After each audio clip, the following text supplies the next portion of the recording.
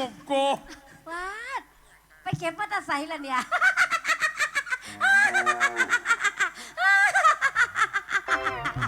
โอ้ยกูจะเอิ้นพยายงขึ้นมาเด้เนาะเอิ้นผู้นั้นผู้นี้ออกไม่กระบอกทิมว่าให้กูเว้าย่องเสียองค์ติขาวบ่แม่ขาวเองว่ากินปลาแดกน้องน้อยลายเวลาผิวปลาแดกใส่เกลือลายมันกินทั้งกินทั้งอาบมาเลยป้าท้องผมยังนี่อินดี้บ่อินดี้ค่ะขอนำแน่ให้นั่งเบิกเงินแน่ตื่นคือวะเอาไหมขอนำแน่ลูกขอเบิกเงินแน่โอ้ยมันคือเมาซ่าแต่เนาะโอ้ยเนาะหาคือเมาซ่าบ่คือเมาซ่าเอาบอกคือเคยคุยจักบ่เคยอีแจ็กกี้ว่าวนึงอีแจ็กกี้มันเคยจะมาผู้นี้ผู้นั้นไรเป็นยังนี่ป่านนั้นว่าผู้นั้นผู้นี้บ่ได้ออกจากของเราคุ้มผู้เดียวอ้างแต่ว่าเฮ็ดห่านเดี๋ยวเถอะเบิกเงินได้เดี๋ยวจะมาตั้งห่านข้างๆนี่ไม่ใช่เสียงอีสานเสียงอีโกเนี่ยเสียงอีโกนั่นเด้แผ่นนั้นลงไปอยู่ซะน่ะฮะเสียงอีโกลงไปอยู่แผ่นนั้นเหรอป้าพอดีรับ20,000กับพ่อเนาะพ่อเนาะคืออุดมสมบูรณ์เหรอวะอุดมสมบูรณ์ป้าโตมื้อนี้กินข้าวกับหยังกินกับปนปลาทูกับปนปลาทูกับปลาทูตาสวดเอ้าปานนั้นว่าสิเปลี่ยนตลกกูกับเปลี่ยนว่าจะซุ่มสิเล่นกับบ่มาซ้อมกระซางมันต่อควันหลงวันสงกรานต์ควันหลงวันลอยกระทงเบิ่งจังนึงคือนางเอกช่อง7นี่ล่ะมุจจะว่าก็คือนางเอกช่อง7บ่เรื่องหยังนางพันธุรัตน์เบิ่งไปเบิ่งมาคืออีเผาตาเดียวเลยงั้นมือเท่าบ่จบจักแค่นั้นหัวเฮ็ดหยังไงยุหันล่ะไงเอาผู้เดียวยุหันอีเผาตาเดียวเนี่ยมือนี่แต่งมามือนี่รอบจะเปิดว่องเป็นอบตมารอบเนี่ยเขาก็เทศกาลเป็นควันหลงวันลอยกระทงไปร้อยแต่ทั้งอื่นแถวบึงสีฐานท่านเขาไปกำแพงเพชรบ่ร้อยกระทงมาร้อยกระทงมาแมนแต่ควันหลงขึ้นหอดขึ้นถึงว่าบ่ได้มาร้อยบาทจากของจะได้เลยเก็บกดไปร้อยอยู่ปูนกำแพงเพชรแมนไปร้อยกำแพงเพชรเมืองกล้วยหอมก็เลยขึ้นหอดขึ้นถึงก็เลยเอาควันหลงวันร้อยกระทงมาเป็นการประกวดนพมาศประกวดแต่พุ่นละร้อยกระทงพุ่นแต่ว่าก็เลยอยากเอามาให้พี่น้องเลยจนชมเอาผู้ที่ใดที่1ที่2ที่3มาโชว์ให้พี่น้องเขาได้เบิ่งให้พี่น้องเมืองอุดรได้เบิ่งแมนสิว่าตัดสินอยู่นี่ได้มือนี่ตัดสินว่าผู้ใดที่1 3คนเนี่ยแมนเอาจังสิเอาจังไรหน้าที่นี่พ่อที่มอบให้โกะเลยแมนพ่อขอเป็นนางงามเก่าเบิ่งตะหนาขอหลุดจักสีเก่าบอกเก่าคือหายบ้านเสี่ยงเนี่ยมันหายบ้านเสี่ยงหรือว่ามีขี่หรือขากมีทองเอาสิเอาพ่อที่ไปขายปลาแดกตามหน้าที่ไปพ่อเจ้าขายปลาแดกดีแล้วโอ้นี่แหละคนมังมีดีได้คนดูคนขยันคนดูคนมันบ่มีความจนในหมู่คนขยันพอขันบ่มีเมียหน่อยขยันปลาแดกกันมึงจะบอกเรื่องเมียหน่อยเมียใหญ่มึงดีไม่ใช่ต่อยมากมึงไม่อยากกูข้อขาดทีห้ามเบ้าเด็ดขาดแม่นบอกมีอย่างมึงจะเอิญกูเด้อบ่เอิญจักเถื่อไปหาขายปลาแดกรวยคักพญาซาลีรวยก็ไม่ยนกอีกขายปลาแดกกันได้มาละ2,000 3,000สิ้นเดือนกระบ่เว้นบ่ไหวเดี๋ยวเงินผู้เฒ่าก็เงินคนพิการอีกเงินผู้เฒ่าเนี่ยมีอยู่เงินพิการมาจะใส่อีกกระเจ้าลงไปทั้งหลังในพญาต่อสิตัดข้อเจ้าอ่ะเอาสั้นเลยบอกกูเอาจังสั้นล่ะสวยบ่ค่ะสวยบ่ค่ะสวยบ่ค่ะขอในข่าวความจริงค่ะยัดตัวหลายแต่ซองกระจุกเจ้าของนวัตนั่งสันธามาล่าแม่นั่ง12คืออย่างไรล่ะเนาะต่อไปจะเป็นการเปิดตัวนางงามทั้ง3ท่านนะคะที่ประกวดมาเลยบางร้อยกระทงต่อสิมาตัดสินอยู่นี่ค่ะขอเชิญนางงามทั้ง3ท่านค่ะโอ้ยได้ตัวไรมาเนาะใครเจียวป้านางงามเบอร์1มาในสุดผ้าไหมแพรวังงาสวยลายนางงามเบอร์2มาในชุดโปโลเย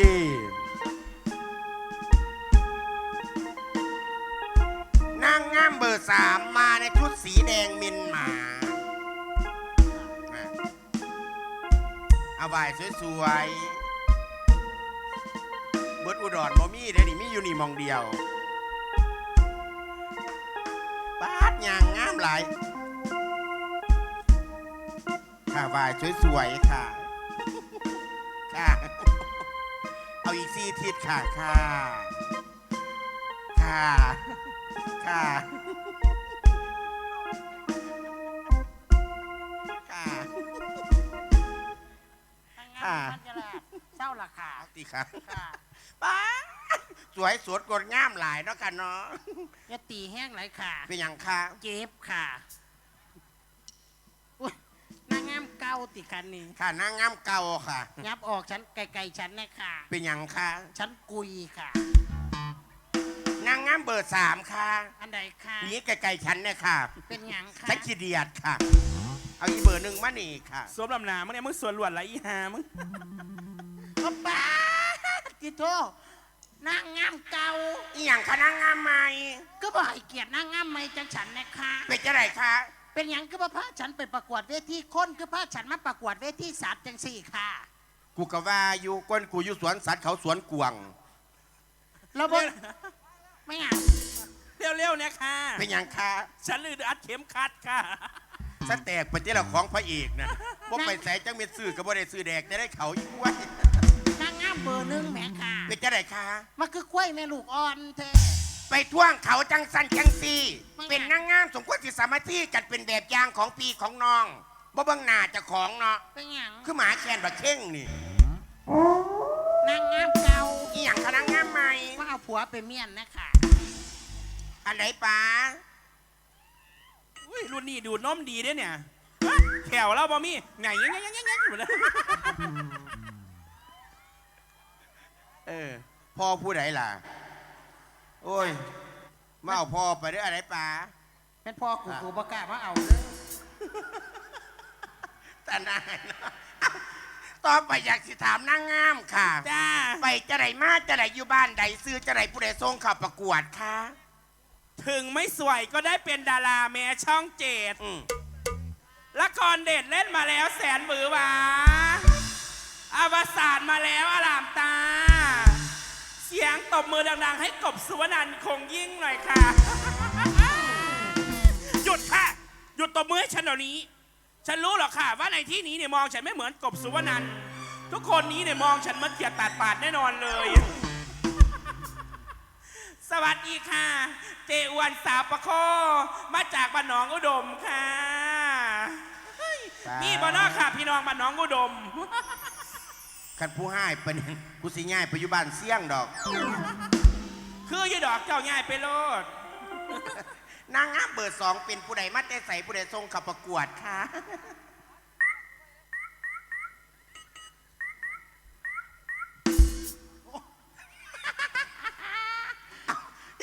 คือบ่ปาก ฉันลืมเบาจูฟัง เป็นจังไร นางงามเบอร์สองมันเป็นนางงามพิการมันเป็นใบ เอาเป็นใบ เอาต้องถามไหมตัวสนามไอ้เอามาอะไรบ้าอะไรบ้าบ้านสามเผาโอ้ขันบ้านสามเผาจังสิขันบ้านน้องลี่หูจะบอยู่สิบ่ โอ้ยมองนั้นบ่แม่นลี่หู นี่หยัง ลูกหี วัดกะหันหลังตัวเนาะกัน ลี่หูดิสิ นางงามเบอร์3ผู้ใดส่งเขับประกวดว่าแต่ใส่ค่ะ นี่เด็กผู้จงเขาประกวดโอ้ยเนาะคบคนพาลจะพาลไปหาผิดคบบัณฑิตจะพาลไปหาผลคบประยุทธ์เราจะได้บัตรคนจน เราทุกคนจะได้จนไปพร้อมกันค่ะ หยับมาทำไมอีใบขายอีเบอร์3เขาคุกเคิงนึงเลยอ่ะมึงจักว่า เดี๋ยวประยุทธ์ใด ประยุทธ์พอลุงขอยโยเพิ่มมาบตะพูดผุด เงื่อนแล้วขายละหมุด จ้า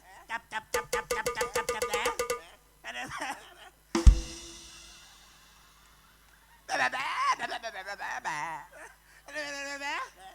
น่สองคนเอามุดเจ้าถามนี่ยังกัน ถามว่า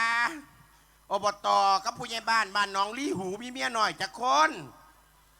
มันตอบว่า2 คน ที่ เออ มันก็รู้ มันคนที่3เนาะ เอาสิค่ะ ต่อไปนะคิวของนางงามเบอร์3นะคะ ค่ะ อยากถามว่า ว่า หมาโตผูอยากเซิ่งหมาโตแม่หมาโตแม่บ่ให้เซิ่ง ค่ะ หมาโตผูก็ยังอยากเซิ่งหมาโตแม่อีกต่อหมาโตแม่ก็บ่ให้เซิ่งได้ล่ะ นี่ค่ะ เอ๊ะเซิ่งบ่เซิ่งเซิ่งบ่บะเซิ่งบ่เซิ่งบ่พอเซิ่งบ่เซิ่งบ่ ถามละ ถามละค่ะเซิ่งบ่ค่ะ เซิ่งอยู่ค่ะ เซิ่งหมาโตแม่ติค่ะ เซิ่งแม่มึงค่ะ สัมพ่อกูอยากกินขี้ นี่แหละเขาว่า อืม หมาสีแม่มึงค่ะช่างว่า อยู่วายากระถือคนด่าหน่อยเนาะ ต่อไปขอเซิ่นนางงามผู้เชิญมงกุฎอันทรงเกียรตินะคะ ค่ะเอาใจมงกุฎดิค่ะ ได้มงกุฎตัวค่ะ เอาติว่ามันแจ้งเอาเงินรางวัล บ่เลวได้มงกุฎสวยสดงดงามจะตาย ใช่ครับผู้เชิญมงกุฎค่ะ ขอเชิญนางงามผู้เชิญมงกุฎค่ะ ผมพันธาดนตรีขึ้นไอ้บุค่ะ ดนตรีเล่นให้นะครับว่าได้ดนตรีบ่ออกก็ค่ะ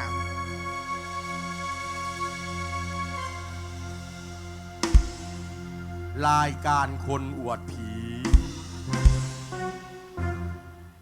วันนี้เรามาที่ซ่องโสเพณี เอา บ้าคือกะหรี่เท่าแท้ พุทธนางงามเก่า อหย่างค่ะ ผู้เชิญมงกุฎมาคือพ่อใหญ่ซาลี่แท้แม่นบ่น่ะ นี่หามึงกูมาจากทุ่งมหาเมฆ ทุ่งมหาเมฆเป็นหยังทุ่งมหาเมฆ เขาบ่รู้จักกว่าสมัยใหม่สมัยเก่าเขารู้จักอยู่ ใส่ชุดนี่แห้งเถ่าก็เก่า เออ แล้วคันว่ากูเฒ่ากลับขึ้นเมื่อบ้านไปขาแม่มึงถิ่ม อย่าฟาจันวาจีขจิขาแม่ก็ตีมขาพ่อใหญ่นี่ก่อน ไอ้พ่อใหญ่เนี่ย เออ เฮ้ยบ่ต้องขาเราหรอกว่าเกิน2 มือเราก็ตาย อันนางงามมาแต่บ้านไหนคะ ฮะมาตะบันหนองตะไก้ ประกวดอยู่ใส่ ประกวดอยู่หนองตะไก้ ประกวดจะคน ประกวดผู้เดียว ผู้ใดเป็นกรรมการ เพราะว่ากู โอ้ยกระสเลือสิบ่ได้เนาะอ้าว ได้ ขอเชิญมงกุฎไว้ก่อนนะคะเชิญมงกุฎแล้วเราก็ไปใส่ก็ไปค่ะ เชิญมงกุฎไว้แล้วไปเชิญพระไตรปิฎกกับพระสังช้ำจังต่อค่ะ ให้กูมาซับเนี่ย ค่ะ ให้กูไปแล้ว ป้าไปค่ะ กินก้อนบ่ค่ะ จ้ะ โอ้ยเบาหวานเลยสิขึ้น เมืองจังหนึ่งคือกะหรี่ยศน้ำเสาไฟฟ้าแดงให้ นี่ล่ะบอกข้อสอมีรถเข่าก็ย้อนกะหรี่ม้วนนี่ล่ะ อุ้ยใส่ชุดนี้จังไหนบ่อยากอายไม่เงี้ยต่อยตี นั่นมึงเบ้าหาที่แจกอย่างนี้จังไหนเราก็มาส่องมึง โอ้โมเมนหินปะโทษหรอบ่เนาะ เฮ้ยกันเรามาส่องมึงกูบ่อยู่แล้วประเทศไทยดิ เห็นมงกุฎแล้วต่อไปทางงานต้องแสดงความสามารถ ความสามารถมื้อนี้สนับสนุนโดยปลาล้าหนัวคู่ครัวเสียงอีสานปลาล่านัวตัวแม่ โอ้ให้นางงามกินปลาแดกแข่งกันบอก โอ้ ค่ะ ยอีหาไล่เลียดเพื่อน ไม่ไง กินดีก็เป็นโรคไตตายจะอยากให้ตำสมบะคุงตำสมบะคุงล่ะต้องมีการซิมครับผู้ใดตำแซบซิมแซบตำแซบสิได้ชนะเลิศได้มงกุฎไปคล้องตัวละค่ะ เราพื้นตับบักฮุงฉันมากค่ะ มากดีค่ะ มากฉันกินได้ช่วงนี้เพราะว่าติดตำสวดตำมวดตำป้าตำแตงตำเจวค่ะ เดี๋ยวเจ้าหน่อยฉันก็จะตำตีนนะคะ ค่ะ ขอเชิญผู้เชิญสปอนเซอร์ค่ะ นัวปลาร้าคู่ควาปลาร้านัวตัวแม่ปลาแดกค่ะปลาแดกตกไปปีนี้เล่นปลาแดกอีกแล้วค่ะปีไก่ให้กูขายปลาแดกบัดปีค่ะไม่ใช่นกค่ะเพราะว่าเฮ็ดปลาแดกขายค่ะส่วนขายล่งศพสิบ่ให้กูตายไปเป็นพรีเซนเตอร์ทีค่ะ มึงตายบนเสาใส่ลงสวมดอกเขียว ใส่หยัง เอาลองไปแนะนำซี่เลย มาเร็วๆเร็ว คือจุ้มโฉบไล่ญาติโอ้ ๆป้าดเร็วๆแน่เป้ากลางออกไปยัง เอากลางให้หยังค่ะกระสอบบ้างหยัง เอากลางออกดีๆเร็ว เอาชิ้นนี้เอา ๆเขียวหยาวเอ้ยเอาไม้ดีๆศาสตร์พี่ดีคือบอกมาเจอบงบอกอาชีพมึงเนาะกูบาแล้วถือมามันคือคนต่ำสม คือหยัง มันคือเจ้ามือไฮโล เต็งตั้มให้แน่ขันปุ่นเจ้ามือให้โลดเสือไล่ๆอยู่ตารางปุ่น เป็นแต่ลงแต่11ใช่ไหมเอาลงอีวันตำบะพริกวันอีเขียวปาดฝานเปียกวันตำบะพริกวัน เอาสากมาเอ้ย อย่าต่ำแห้งเด้อมันสิฟงใช้ตาผัวกูผู้อยู่ตาราง โอ้ยมีดประ เขียว คม เขียวแขนกระจงมีดกับบะคมยากกูคือเก่า เป็นหยังจะไม่มีการเตรียมพร้อมเพื่อเขียวหือ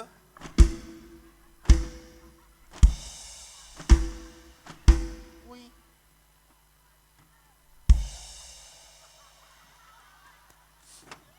ยากยังว่าเป็นนางงามกะยากเป็นหยังกะยาก นางงามเก่า อหย่างค่ะ เจ้าคือบ่ฝันเป็นตอนดี มีดบ่เข่าค่ะ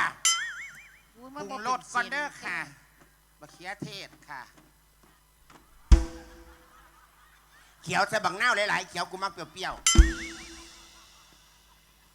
แม่มัน ๆแม่มึงก็เป็นแผ่นดินไหว ปลาแดกค่ะ นี่ล่ะสูตรลับของทั้งงาน ฝาแดงปลาแดกนกน้อยค่ะ อย่าใส่หลายเด้อเขียว ๆจะใช่ลาย ว้าย ว้ายอีปอบมึงอ่ะใส่จนเหมิดกวนแล้ว เอาใส่น้ำปลาไปปรุงรสอะใส่ผงชูรสน้ เอาผงชูรสจัดจักหน่อย ใส่น้ำปลาก่อน พุทธประแดกกะเข้มพวกนี้ว้าย โอ้ยผีมึงเอ้ย ำผงชูรสใส่หลายเด้อเขียวกูบ่มาผงชูรส อย่าใส่หลายใส่หน่อยๆกับพ่อประแดกมันเงี้ยนกว้ายหมอยกูสีเหลือบ้าเหมือนเนี่ย เอาตำมาดิวัน ไปยัว นัวนัวนัวนัวนัวปลาร้าคู่ขัวปลาร้านัวตัวแม่นัวนัวนัวนัวนัวปลาร้าคู่ขัวปลาร้านัวตัวแม่ใส่หลายเป็นโรคไตแท้แท้ใส่หลายเป็นโรคไตแท้แท้ปลาร้านัวตัวแม่เขาใส่หน่อยเดียวแซ่บแซ่บแซ่บแซ่บเอาเท่ เอาเทจังไหนก็บ่เทใส่ถาดจังไหนเป็น เอ ตำถา อ ด อยู่ใส่เพื่อก็เป็นตำถาดนี่ตำกะละมังมีทั้งหมดในท่านเฮ็ดเนี่ย อุ้ย นานว้าแต่แซ่บนี่ เอานางงามเก่า อหย่างคะ ผงชูรสคือว่าท่านละลายอยู่ นี่ล่ะสูตรละลายในปากออกห่อนอยู่ท้อง นางงามเก่า อะไรคะ ซิมค่ะ ในฐานะที่ฉันได้รับการโหวตจากพี่น้องป้องไปคืองามที่สุดในเมืองอุดรแล้วข้าเสียหยังอยู่ลาพาเปียกไปมันก็จะบอกควร อยากถามพี่น้องว่า กินบ่กินซิมบ่ซิมซิมบ่ซิมกูล่าออก สิไป คื ใช้ อมุกพูดมืออื่นนี่แหละอีวันซิมวันผู้ใดซิมได้ที่หนึ่งตัวละอ้วัน วันวั ก็ น คือหากหมาแท้ วันอีหา ฮะ ไปรออีใบมาซิมไปมันบ่เห็นเขาต่ำดอก เอามาหนีอีหามึงนี่เร็ว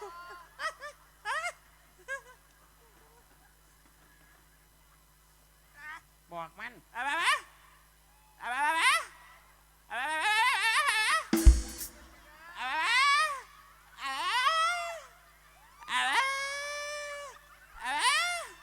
กูได้สีแตกไอ้ที่หนึ่งอีหามึง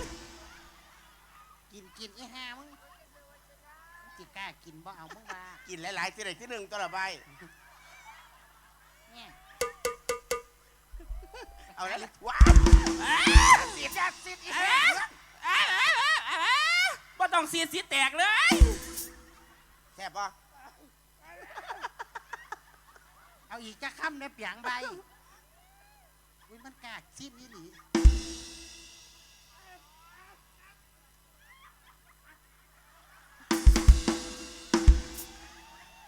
ต่อไปมึงบานนี่อีปะโค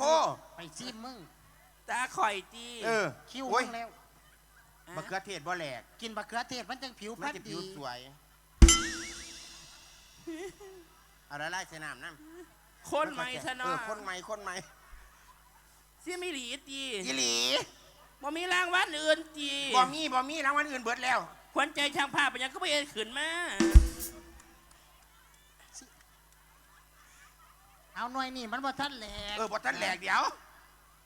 มันเหมิด เอากินเร็ว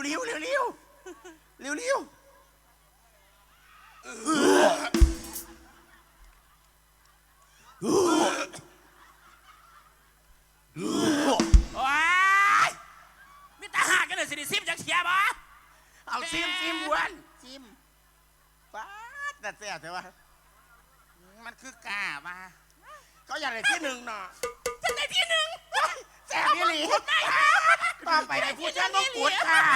เอา แล้วฉันจะมอบไป นางงาม ก็มอบให้ฉันเด้อ นางงามใหม่ ไม่หยัง ล่าสุด ไม่หยัง ล่าสุด ไม่หยัง มงกุฎเสียค่ะ อีใบแท้ๆ มุกกูเสียค่ะ ผู้ใดจะว่านาน วัดอีใบอีใบ อี อย่า ใบ ไป รักอีเขานักขาไหม โอ้สัวเอากูคือบ้าข่าวไปซ้อยกูถ้าเดี๋ยวกูจะขอไปเบิดบานบักหลายนึงเอากูคือลำบากแต่ละบานเรียนตลกแดงนี่ผู้ใดคิดไม่ยินกบอกเหรอหุยตายจะกันไหนตัวอันไหนบานจะเฝ้าเด้อซุ้มถาเบิงต่อเก็บของกันเด้อ